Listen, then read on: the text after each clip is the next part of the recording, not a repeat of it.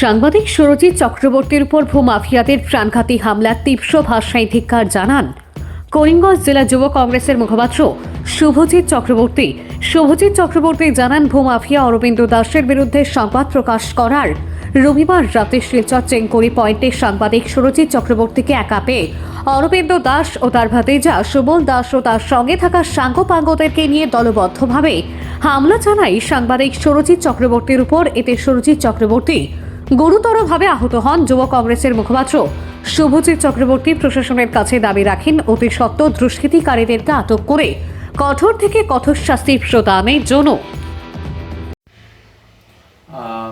আপনারা সকলেই অবগত যে গত রবিবার আনুমানিক সন্ধ্যে 6:30 থেকে 7টা নাগাদ কাছাড় জেলার শিলচরের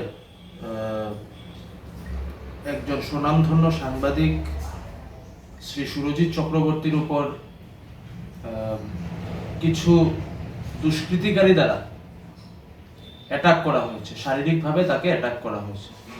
তো কথাটা হচ্ছে গিয়ে তাকে ন্যাশনাল হাইওয়ে পয়েন্টের মাঝবাজার যেটাকে চেঙ্কুরি রোড পয়েন্ট বলে, সেখানে তাকে পেয়ে ইট লাঠি ছোটা নিয়ে অরবিন্দ দাস নামক এক ভূমাফিয়া এবং তার ভাতিজা সুবল দাস সহ আর অন্যান্য কিছু লোকেরা তাকে অ্যাটাক করেছে। অ্যাটাক করার রিজনটা হচ্ছে গিয়ে সেই ভূমাফিয়ার বিরুদ্ধে সুরজিৎ চক্রবর্তী আওয়াজ তুলেছিলেন সংবাদ পরিবেশন করে।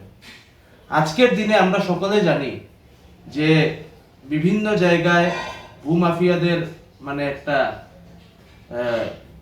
চক্র রয়েছে এবং তাদের জন্য অনেকেই জায়গা হারা, অনেকেই ঘর হারা হচ্ছেন। আপার আসামে বলুন, লোয়ার আসামে বলুন, এখন দেখা যাচ্ছে শিলচরে। তো সেই কারণে সুরজিৎ চক্রবর্তী সংবাদ পরিবেশন করায় তার উপরে প্রাণঘাতী হামলা চালিয়েছিল অরবিন্দ দাস সহ তার সাঙ্গপাঙ্গরা। তথাকথিতভাবে যখন আমি সংবাদটা দেখলাম, সোশ্যাল মিডিয়ার মাধ্যমে হোক বা নিউজ চ্যানেলের মাধ্যমে হোক, যখন আমি সংবাদটা দেখলাম, দেখে সুরজিৎ চক্রবর্তীর সঙ্গে আমার ব্যক্তিগতভাবে খুবই ভালো পরিচয় রয়েছে। সে সংবাদ জগতের কর্মী এবং আমি যেহেতু রাজনৈতিকভাবে আমি ওতপ্রোতভাবে জড়িত, আমার তার সাথে অনেক ভালো একটা সম্পর্ক রয়েছে। সাথে সাথে আমি যখন খবর পেয়ে আমি কাছাড়ের যিনি এসএসপি রয়েছেন শ্রী পার্থপ্রতিম দাস মহাশয়, আমি ওনার সাথে এই ব্যাপারে কথা বললাম যে কেসের বর্তমানে স্ট্যাটাসটা কি হয়েছে, বর্তমানে পুলিশের কি অ্যাকশন। তো সুরজিৎ বাবুর থেকে আমি জানতে পেরেছি যে পুলিশ তাকে যথেষ্টভাবে সাহায্য করেছে এবং পুলিশ সুপারের সাথেও আমার কথা হয়েছে শ্রী পার্থপ্রতিম দাস।